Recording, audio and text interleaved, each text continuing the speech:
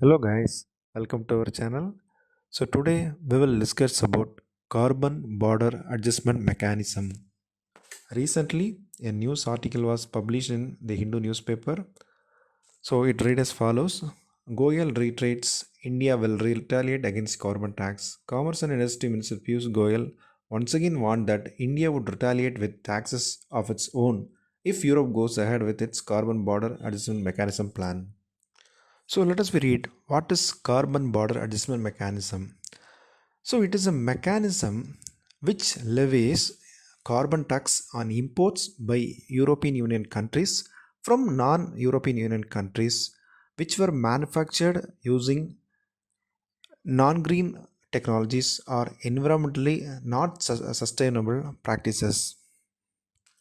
So this mechanism is a part of the Fit for 55 package of European Union. So what is meant by this Fit for 55 package? It is also a set of laws and legislations aimed to reduce the EU greenhouse gas emissions by at least 55% by 2030 and put European Union to the path to achieve climate neutrality by 2050. So what is the main aim of this CBAM? So one of the main aim and objective is so it want to curtail or reduce the carbon intensive imports from the other non-EU countries, and it want to promote a cleaner production in the rest of the world. So it want to align the non-EU countries to adopt some environmentally sustainable manufacturing methods, usage of non-fuel fossil fuels, so adoption to cleaner technologies and formulation of environmental laws and regulations which strictly follows the sustainable development and environmental protection.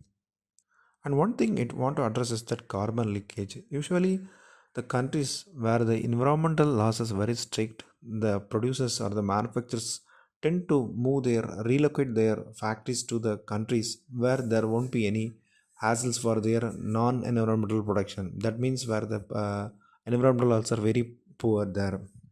The funds generated out of this CBAM will be used for promoting the climate oriented policies of the European Union.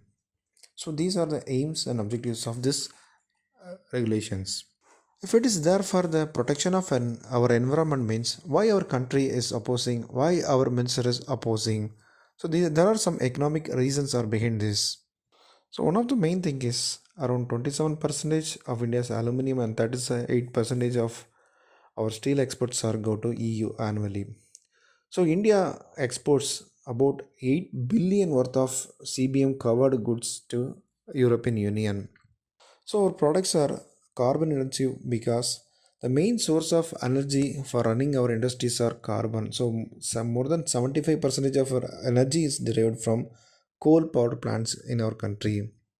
So this proposed carbon levies ranging from 19%, starting from 19%, and it will go up to 53% on steel, aluminium, cement, fertilizer, hydrogen, and electricity. For example, if a product is levied with an additional tax of 19% or 20% or 25%, automatically it will increase the cost or the final price of that product. So the an importer from an European Union has to take a decision whether to buy from India or we can source locally. So it will in turn affect the export competitiveness of our country and our products in the global market. So when there is a slump, a reduction for or there is a lesser demand for our products in the global market means automatically it will affect our industries, which in turn affects our MSME units, which in turn affects our consumption and which in turn affects our economy in a long run. So our country is opposing to this tariff regime. So how can our country can approach the effects of this ZPAM? So first we need to have the transfer of technologies from cleaner manufacturing from the first world countries.